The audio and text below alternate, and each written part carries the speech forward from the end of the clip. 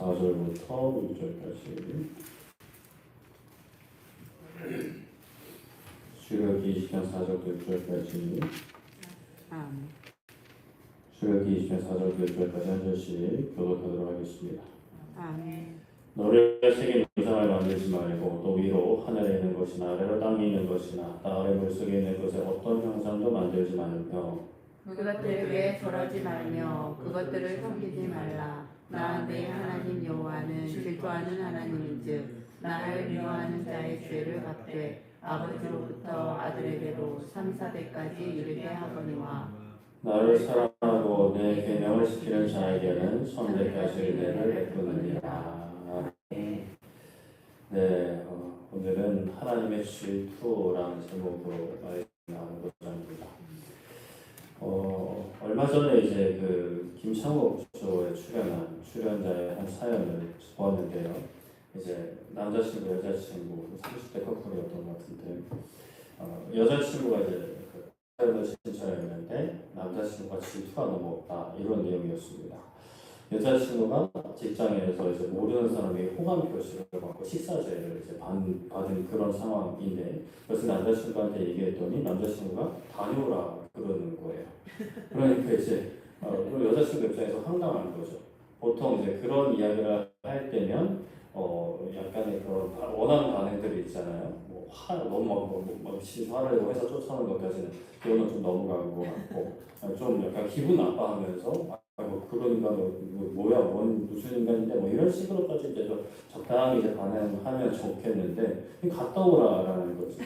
그리고 또 그런 것뿐만이 아니라 뭐 혹시 단체 소개팅 자리나 이런 게 들어오면 뭐 해보라는 뭐 그런 식의 이야기를 했다라고 합니다. 그래서 여자친구 입장에서 이 인간이 날 좋아하는 건지 도대체 어떤 생각을 가지고 있는 건지 그런 이제 사연을 가지고 이제 그 프로그램에 나왔어요.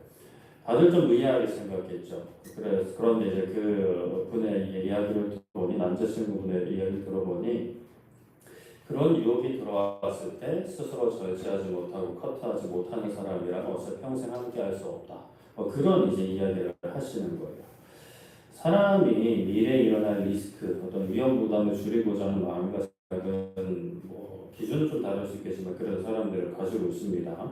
그럼에도 이 남자분의 생각을 좀 무사람들, 그 청중이나 그래서 진행자 입장에서는 조금 이제 받아들이기에는 좀 과한 어떤 그런 좀 선을 넘는 약간 그런 어떤 취급을 받았어요. 그래서 이제 왜 그렇게까지 생각하는지 더 이야기를 들어보니까 남자가 이제 학교 선생님인데 20대 때부터 선도부장을 맡은 거예요. 사실 그 자리에는 이제 학교폭력위원회 업무를 감당해야 되는 자리가 따라오는데 사실 이 학교폭력 업무, 이 위원회 업무는 양쪽 어떤 부모에게 엄청 시달려야 되는 그런 자리였던 거죠. 그런데 이제 젊은 어떤 경력도 없는 교사한테 이제 좀 소위 높은 좀 직급이 있는 교사들이 짬처리를 이제 시켜버린 거예요. 그러니까 20대 때 너무 큰 스트레스를 받으면서 사람의 마음의 여유가 사라져버리는 겁니다.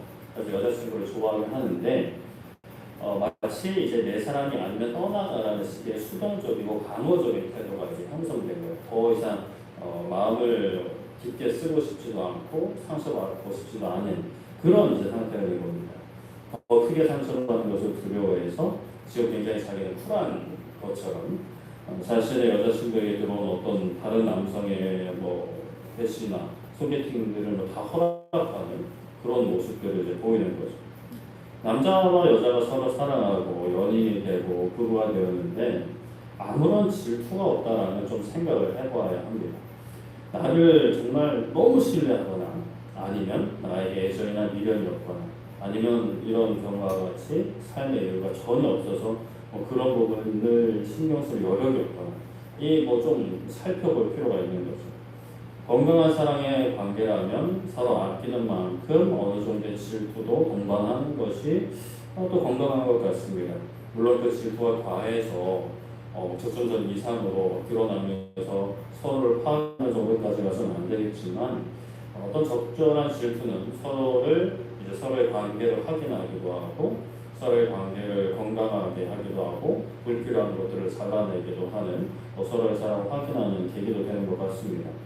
하나님과 우리 사이도 그런 부분들이 있어요. 우리가 하나님의 사랑을 이야기할 때 마치 하나님이 우리가 뭘 해도 다 막 사랑하고 용서하는 분처럼 묘사하기도 합니다. 물론 하나님은 어떠한 죄인도 용서하시죠. 잘못도 용서하십니다.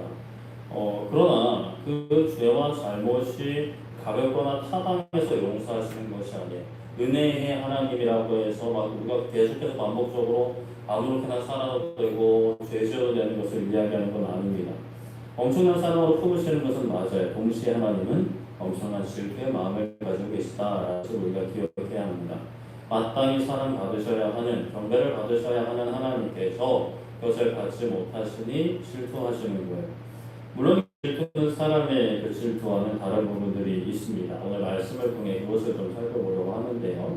오늘은 이제 110문입니다. 그래서 되어 있는 110문 질문은 제2계명을 더 잘 지키게 하려고 그것에 더해진 내용은 무엇입니까? 라는 질문입니다. 제2계명을 더 잘 지키게 하려고 더해진 내용은 이제 1번부터 쭉쭉 이제 나오게 되는데 일단 그 내용 자체는 1번에 언급한 나 너의 하나님 여호와는 질투하는 하나님이죠. 나를 미워하는 자의 죄를 갚게 아버지로부터 아들에게 3, 4대까지 이르게 하거니와 나를 사랑하고 내 계명을 지키는 자에게는 1000대까지 은혜를 베푸느니라 라고 말씀을 합니다. 우리가 저번 주는 저희가 없었죠? 저번 주까지는 이 계명에서 금지하는 것이 무엇인지 살펴보았고요. 주로 거짓된 예배를 짜서 못하게 하셨는데 이 계명에 포함된 덧붙여진 내용인데 이 말씀이 이제 어떤 의미를 가지고 있는가 질투라는 관점으로 좀 생각해 보려고 합니다. 우리 1번 한번 읽겠습니다. 시작. 나 내 하나님 여호와는 질투하는 하나님이지 나를 미워하는 자의 죄를 갚되 아버지로부터 아들에게로 3, 4대까지 이르게 하거나 나를 사랑하고 내 계명을 지키는 자에게는 1000대까지 은혜를 베푸느니라입니다. 네. 이 말씀은 출애굽기 20장 5절에서 6절 말씀의 그대로를 이제 가져온 말씀이죠. 하나님께서 너희들을 위한 우상을 만들거나 절하는 것을 하지 말라고 명령하시면서 자신에 대해서 이제 소개를 하시는 거예요. 나 너의 하나님 여호와는 질투하는 하나님이다. 하나님께서 질투하시는 하나님이라고 자신을 소개하시는 건데 사실 뭐 저번에도 한번 말씀드린 것 같은데 문화권에서는 질투라는 그 단어 개념을 좀 부정적으로 보는 시각이 없잖아 있는 것 같습니다. 질투하는 모습을 보이면 뭐 그런 것 가지고 질투하냐 하고 놀리거나 오히려 막 상대방이 화를 내는 모습이 좀 저 개인적으로 좀 그게 더 많이 그려진 것 같아요. 물론 우리가 이제 정말 사소한 거 그냥 지나가다가 그냥 직장 동료와 그냥 목 인사하는 정도로 막 질투를 막 느껴가지고 막 부들부들 막 떠는 그런 정도면 상대방이 많이 당황하고 이 관계가 또 건강하게 되는 데 어려움이 있겠지만 그런데 이제 또 한편으로는 질투를 느끼게 하는 그 질투심을 유발하는 당사자 행동도 한 번은 돌아볼 필요가 있을 것 같아요. 현실에서는요. 서로 마땅히 사랑하며 그 사랑에 합당한 삶의 행동 서신이 아닌 좀 적정선 이상의 연인 관계나 부부 관계와 관계 밖에 있는 다른 이성에 대한 호감의 표현 그리고 뭐 선물 또 더 깊은 관계로 발전하는 것은 본래 이제 사랑하는 사이에 있는 사람 연인이든 부부든 그 관계 안에 있는 사람으로서 마음이 좋을 수는 없는 거죠. 질투심은 사랑하기 때문에 생기는 겁니다.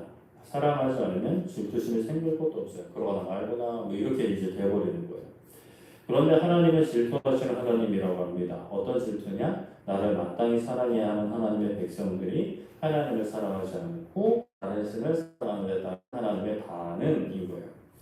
하나님께서는 일찍 이제 아브라함을 택하시고 그의 자손을 하늘 별처럼 바다의 모래처럼 하겠다 약속하셨습니다. 하나님은 그 약속을 실제로 이루셨어요. 애굽의 노예로 있던 그들을 구원해내사 약속의 땅으로 가게 하셨습니다. 약속의 땅 가는 여정에서 하나님은 그 백성들과 언약을 맺으셨는데 언약의 기본 뼈대는 나는 너희의 하나님이고 너희는 나의 백성이 된다 라는 것이었습니다. 본래 사실은 모든 피조물이 하나님의 것이지만 많은 민족 가운데 그 민족 이스라엘 히브리 민족을 택하셔서 이 죄로 인한 왜곡된 이 세상을 회복하고자 하시는 하나님의 크신 계획의 주요한 도구로 또 통로로 그 민족이 선택을 받은 거예요. 하나님께서 택하신 백성들은 소유가 되는 겁니다. 하나님의 소유가 되어서 특별한 소유가 되어서 특별한 보호하심을 받습니다. 이것은 엄청난 혜택이에요. 이 세상에서 어떤 강력한 왕이나 어떤 나라의 보호를 받는 것도 큰 혜택인데 이 세상을 만드시고 다스리시는 하나님의 보호하심을 받는다, 하나님의 인도하심을 받는다라는 것, 이것은 엄청난 복입니다. 이러한 복을 받는 이스라엘 백성들에게 하나님께서 요구하시는 것이 있어요. 다른 신을 두지 말고 섬기지 말고 형상도 만들지 말아라, 절하지 말아라, 다른 신을 사랑하지 말아라, 경배하지 말아라 라는 거예요. 이것은 무리한 요구가 아닙니다. 당연한 요구죠. 하나님의 당연한 권리이기도 합니다. 그리고 하나님만을 위한 요구도 아니에요. 사실 엄청난 은혜와 사랑과 혜택을 받는 이스라엘 백성들에게 그 자리에 머물러 있어라, 계속 은혜를 받아라, 사랑을 받아라, 혜택을 누려라라고 하는 것은 그것 사실 이스라엘 백성들을 이렇게 옥죄는 게 아니라 그들로 하여금 복 안에 거하게 하는 것이죠. 계속된 복을 누리게 하는 겁니다. 하나님은 이러한 자신의 어떤 성품, 그리고 이스라엘을 향하신 그 은혜와 사랑, 그 은혜와 사랑 안에 세워지는 이스라엘 백성들과의 그 관계, 이 모든 것을 오늘 말씀에서는 질투라는 개념으로 설명을 하고 계시는 거예요. 그리고 구체적으로 그 질투가 어떤 결과를 가져오는지 말씀하십니다. 나를 미워하는 자의 죄를 갚는데 아버지로부터 아들에게 3~4대까지 이르게 하신다 합니다. 하나님을 미워하는 사람, 하나님을 거부하는 사람이죠. 하나님을 반역하는 사람입니다. 그것에 대한 합당한 벌과 벌을 받게 됩니다. 그 벌은 아버지로부터 아들에게까지 3~4대 이르게 하신다는데 좀 이런 말씀을 볼 때에 요즘 우리의 어떤 개념이나 문화로는 좀 과한 것 아닌가라는 생각을 할 수 있을 것 같아요. 아니 할아버지가 죄를 지었는데 그 아들 그 손자까지 이렇게 막 벌을 내린다, 같이 벌을 받는다, 좀 과한 것 아닌가 싶기도 한데, 그러나 과거에 우리가 왕을 반역하는 어떤 영모의 죄를 지었을 때 어떤 벌을 받게 되는지 우리가 사극이든 역사 시간에도 배워서 알고 있습니다. 삼족을 멸하고 심지어 중국 같은 어느 나라에서는 구족을 멸하는 그런 일들이 있었다죠. 아예 그냥 싹을 완전히 그냥 멸문시켜버리는, 더 이상 아예 꿈도 못 꾸게 그렇게 하는 것이죠. 그런 것에 비하면 엄청난 일도 아닌 거죠. 게다가 하나님이 사랑하고 하나님의 계명을 지키는 자에게는 천대까지 은혜를 베푼다라고 말씀하십니다. 그 천대라는 게 딱 1000까지, 그러니까 1001때부터는 끝 이런 게 아니죠.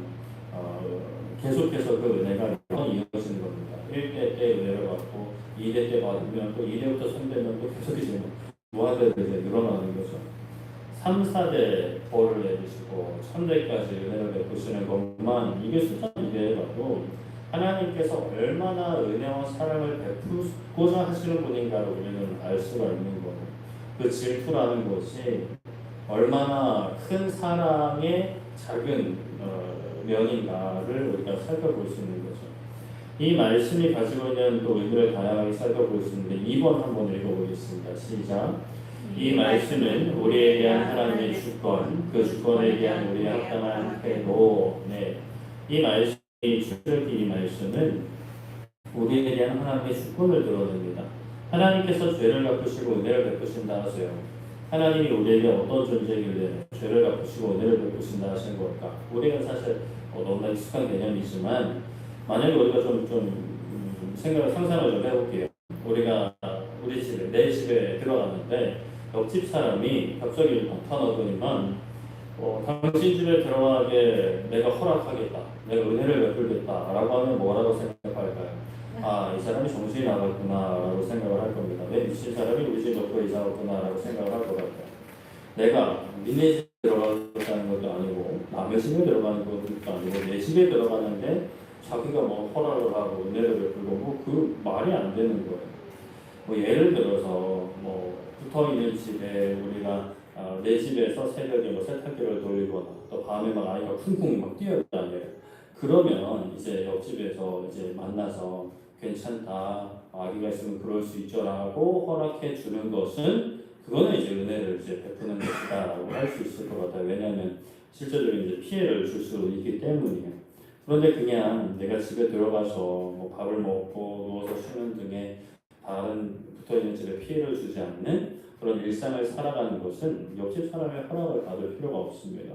옆집 사람이 화를 낸다고 했을 때도 그 사람이 이상한 사람인 거죠. 옆집 사람과 나의 삶은 그렇게 분리되어 있어요. 그런데 하나님과 우리는 그런 분리되어 있는 관계가 아닙니다. 하나 되어 있는 관계예요. 사실은 우리가 하나님 안에 거하고 있죠. 하나님 소유된 집에 우리는 은혜로 살고 있는 거예요. 우리는 하나님께 벌을 받을 수도 있고요, 은혜를 받을 수도 있습니다. 사실 당연히 은혜를 받는 게 좋겠죠.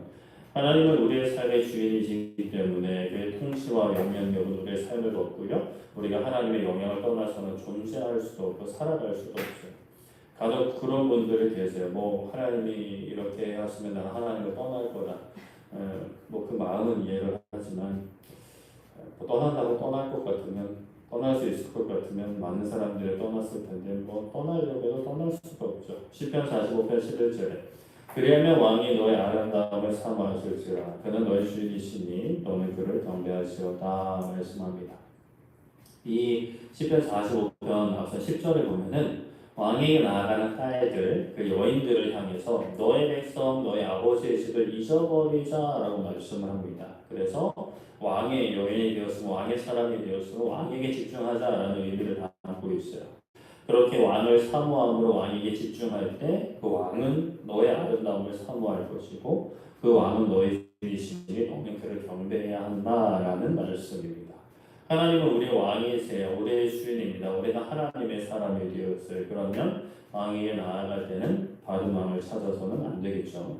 존재를 사모해서도 안 됩니다. 온전히 왕께 나아가야 합니다. 그렇게 나아갈 때에 왕께서 우리를 사모하시는데요. 사실 우리는 그렇게 아름다운 것이 없는 존재들이라고 할 수밖에 없습니다. 물론 세상 가운데 잘난 부분도 있고 외모든지 성품이든지 삶의 발자취든지 앞으로에 대한 뭐 생각이든지 아름다울 수 있죠. 그런데 아무리 아름답다 하더라도 다른 좋은 아름다움이 참 세상에는 많잖아요. 아무리 잘난 것 같아도 나보다 잘난 사람들은 꼭 이제 어디든 있죠. 그런데 하나님은 그러한 많은 아름다움 가운데 우리 한 사람 한 사람의 아름다움을 찾으시는 분이십니다. 우리 가운데에서 그 아름다움을 뽑히게 하시는 분, 일깨워 주시는 분이에요. 죄악 가운데 가려져 있는 우리의 아름다움, 세상에 가려져 있던 우리의 아름다움, 죄악에 가려져 있던 우리의 아름다움을 이제 찾으시고 그것이 꽃피울 수 있도록 열매 맺을 수 있도록 하시는 분이 하나님이시죠. 우리의 그 본래의 아름다움, 하나님의 형상대로 창조되었던 그 아름다움을 이 안에서 회복시켜 주십니다. 그러면 우리는 하나님을 또 사랑하고 경배할 수밖에 없죠. 왕이신 하나님께 우리가 올려드려야 마땅한 그 합당한 태도는 경배입니다. 경배는 높이는 거죠. 예배하는 겁니다. 하나님을 위하는 게 아니라 다른 것을 주인으로, 다른 것을 왕으로 삼는 삶이 아니라 하나님만을 사랑하는 것이죠. 미워하는 자의 죄를 천사대까지 갚으시고 계명을 지키는 자에게 천대까지 은혜를 베푸신다라는 것은 우리가 이 하나님을 마땅히 사랑해야 함을 또 연결해서 생각해 볼 수 있습니다.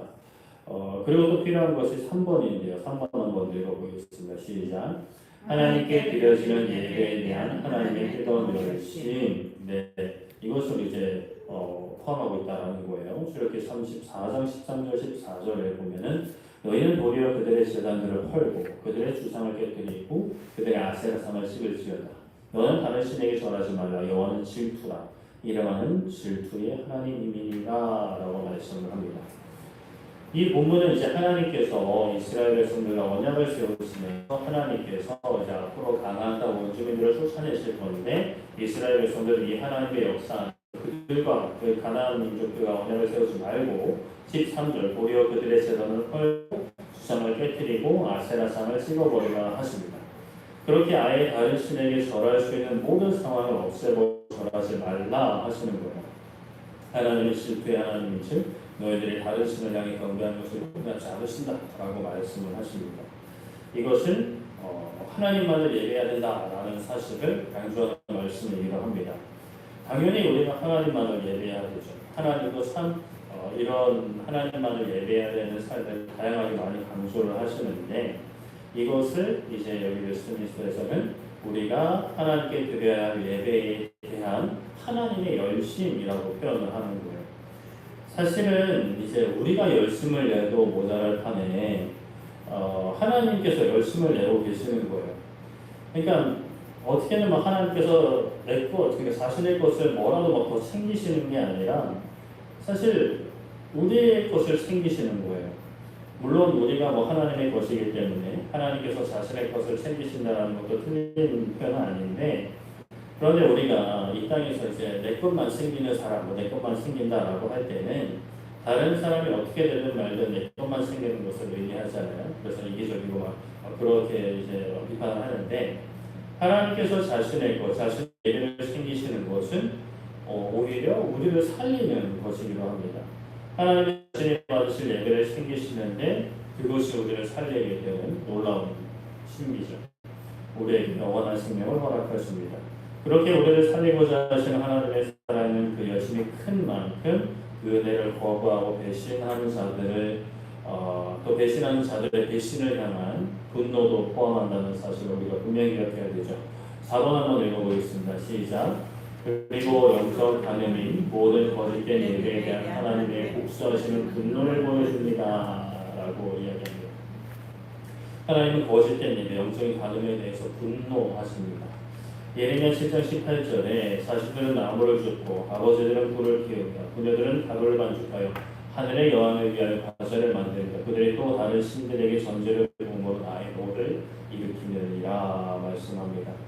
이스라엘 백성들의 자식들과 아버지, 어머니와 딸들이 힘을 합하여 동역하여 하늘의 여왕, 즉 거짓된 신을 위해 먹을 것을 만들고 그들이 또 다른 신들에게 전제를 부어서 제사를 부어드려서 하나님의 노를 일으킨다라고 하십니다.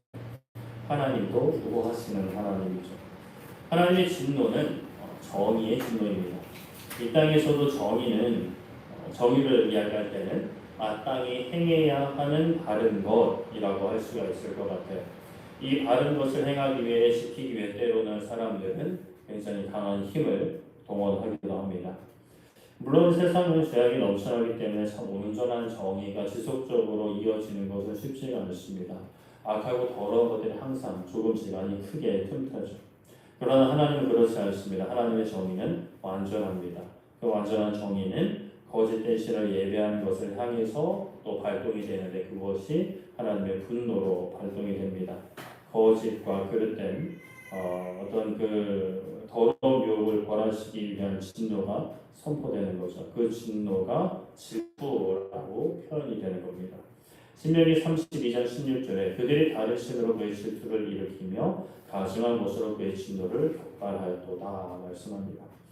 다른 신으로 하나님의 질투를 일으킨다 하세요. 가증한 것으로 하나님의 진노를 격발했다 하십니다. 이 세상에서 연인과 부부 사이에 생기는 질투도 이게 뭐 그냥 알콩달콩 뭐 귀엽게 이렇게 끝나는 경우들도 있지만 이게 점점 이제 분노로 이제 드러나는 경우도 있죠. 사실 뭐 그 정도까지 가면 누가 옳고 그러냐는 좀 약간 좀 흐릿해지고 서로 이렇게 상처를 주는 일들이 생기기 쉽습니다. 분노를 격발한 사람도 그 분노를 받는 사람도 누가 옳고 그러냐를 떠나서 둘 다 상처를 입기가 너무 쉽죠. 그런데 흠이 있는 사람의 질투와 분노도 그러하다면 하나님의 질투와 분노는 어떠할까요? 하나님은 완전한 분이다. 그분의 질투에 흠이 없어요. 질투와 분노를 격발하게 한 우리에게 막중한 그 책임감과 결과를 감당해야 됨이 주어지게 되는 거죠. 그로 인해 받을 결과는 참으로 무서운 것입니다. 그 무서운 결과를 미리 경고하세요. 이렇게 경고하시는 것은 너 죽어 이렇게 말씀하시는 게 아니라 사랑인 거죠. 이렇게 되지 말라는 사랑입니다. 경고하시지 않고 그냥 벌하시는 게 목적이면 그냥 경고하시지 않죠. 죄를 범하셨을 때 바로 벌하셨을 겁니다. 그러나 하나님은 벌하시는 것이 목적이 아닙니다. 그래서 이제 5번, 6번 한꺼번에 좀 읽어보겠는데요. 읽어보겠습니다. 시작. 즉 하나님은 이 계명을 범한 자들을 자신을 미워하는 자들로 간주하셔서 여러 대에 이르기까지 그들을 벌하실 것이라고 위협하시면서도 그것을 준수하는 자들은 자신을 사랑하고 자신의 계명들을 지키는 자들로 여기셔서 많은 세대에 걸쳐 그들에게 자비를 베푸실 것이라고 약속하십니다. 하나님께서 결국 하고자 하시는 게 뭐냐라고 하면 자비를 베푸는 것이에요. 엄히 하시면서 벌받을 길을 가지 말라라고 하시는 거죠. 우리가 운전을 하다 보면 과속 카메라를 보게 됩니다. 과속 카메라를 설치한 이유가 뭘까요? 과속하지 말라는 거예요. 안전도로 시켜서 사고가 나더라도 엄청난 큰 사고가 발생하지 않게 하고자 하는 게 사실 목적입니다. 그래서 몇 미터 전부터 카메라가 있다는 것을 계속 이제 알려줘요. 표지판을 통해서. 물론 이제 카메라가 찍히게 되면 당하는 입장에서는 이제 막 그런 거 생각을 잘 못하기도 하지만 일단 이제 공식적으로는 그래요. 그걸로 벌금을 이제 얻는 게 목적이 아니라 어떻게든 안전한 교통 문화를 이제 정착하기 위함인 거죠.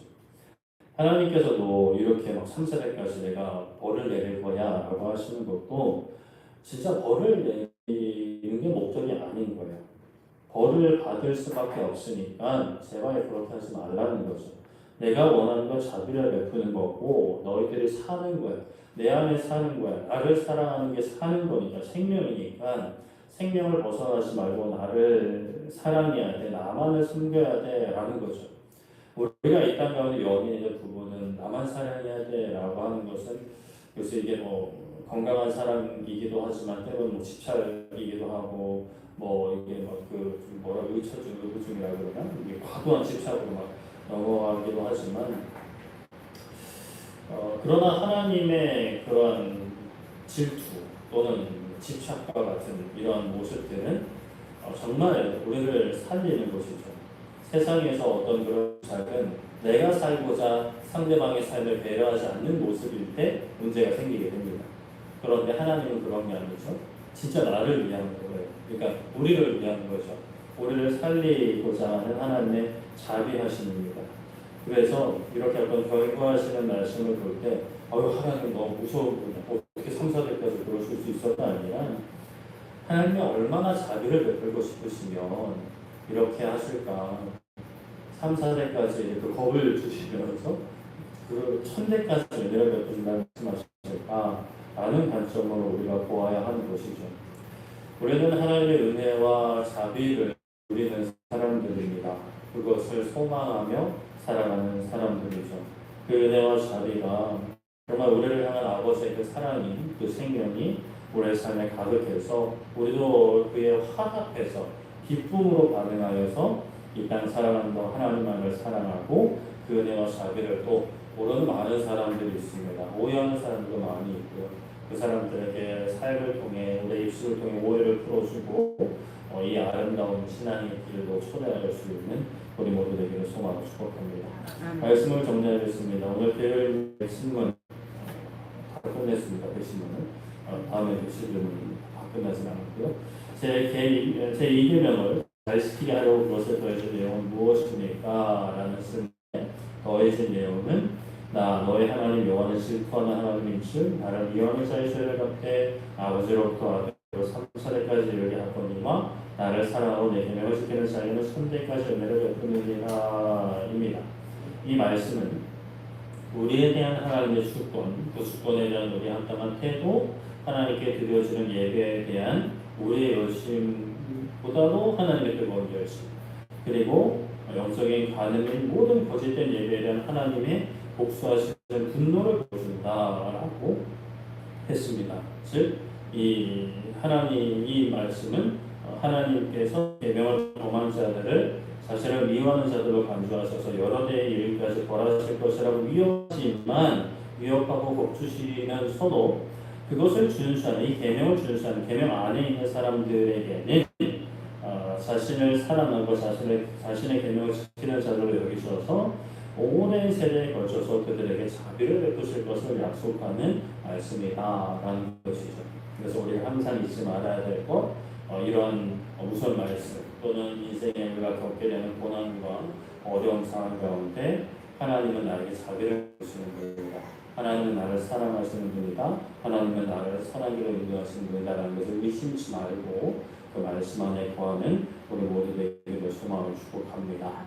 네, 이 시간 함께 기도했으면 좋겠는데요. 이 시간 기도할 때 먼저 이렇게 기도했으면 좋겠습니다. 하나님께서 우리에게 자비를 베풀고자 하신다라는 사실 우리가 잊지 않게 하여 주시옵소서.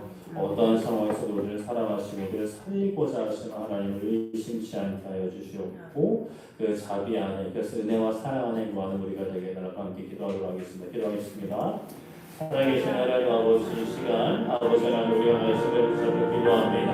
하나님 아버지, 우리를 향한 아버지의 뜻을 아버지 마음을 아버지 다시 한번 살펴보게 하시니 감사합니다. 하나님, 우리의 삶을 향한 아버지의 마음은 진노와 분노, 징계와 벌을 하고자 하신 게 진짜 마음이 아니라 그것에 빠지지 않고 영원한 사망이 드러나지 않고 영원한 생명으로 하나님의 자비하심으로 선으로 사랑으로 구하기를 원하시는 하나님이신데 아버지 하나님 우리가 고백합니다.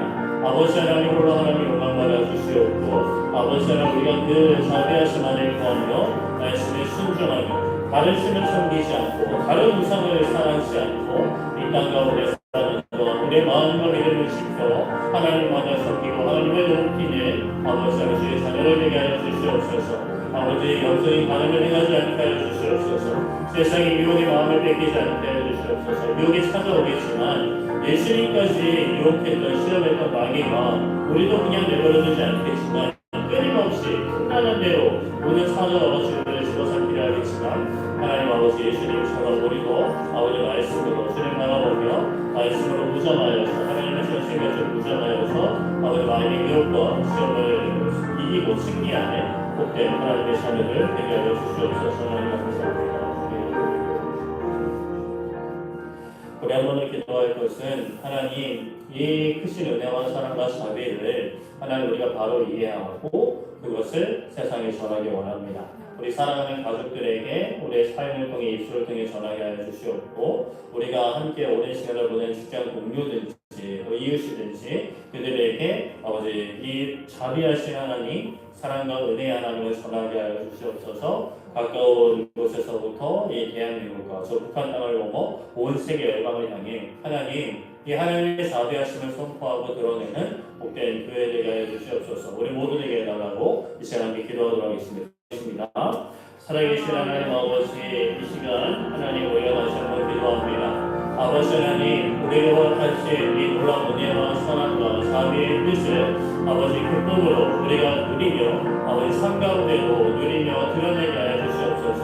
아버지 하나님 우리와 함께 오랜 시간을 보내는 가족들, 동료들, 이웃들, 또는 친구들, 가족 모든 사람들에게 이 하나님의 자비 안에 거하는 삶을 통해 하나님의 자비를 보여주기 원합니다.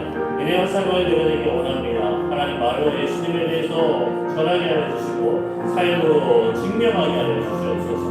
아버지 하나님 이 놀라운 하나님의 은혜의 복된 소식을 전하는 이 귀한 사명 우리 가까이 있는 아버지 가족과 이웃들로부터 이 지역사회와 이 대한민국과 저 북한 땅을 넘어 온 아시아 온 세계 열방을 향해 나아가는 우리 되게 하여 주시옵소서.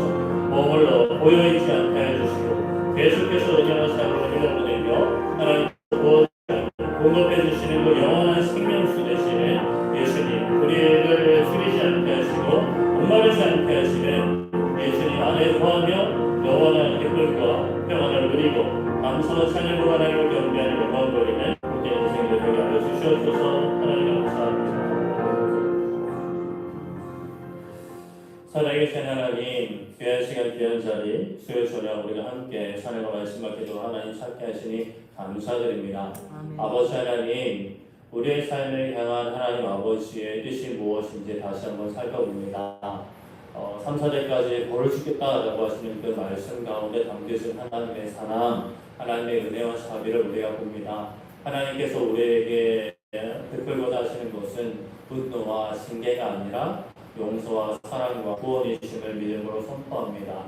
아버지 하나님 그것을 우리가 오해하지 않고 의심치 않고 확신하여 그 안에 거하는 우리의 삶이 되게 하여 주시옵소서. 어떠한 상황에서도 우리의 삶을 향한 아버지의 뜻은 사랑과 자비임을 기억하며 그것을 가볍게 여기면 악해하거나 게으르거나 방종의 삶을 하지 않고 더 열심으로 하나님 아버지를 예배하며 하나님 아버지를 사랑하며 세상 가운데 복음을 증거하는 아버지 우리 모두 되게 하여 주시옵소서. 하나님 연휴가 마치고 일상으로 돌아갑니다. 하나님 일로 돌아가는 발걸음이 참 무거울 수 있지만 그러나 하나님을 모르는 사람들이 무거워할 때 우리는 활짝 웃으며 또 활짝 웃는 이유를 묻는 이들에게 하나님 때문이라고 내가 수요예배 때 힘들어도 연휴에도 예수님 바라보면서 힘을 얻었다라고 이야기할 수 있는 복된 주의 자녀들 되게 하여 주시옵소서.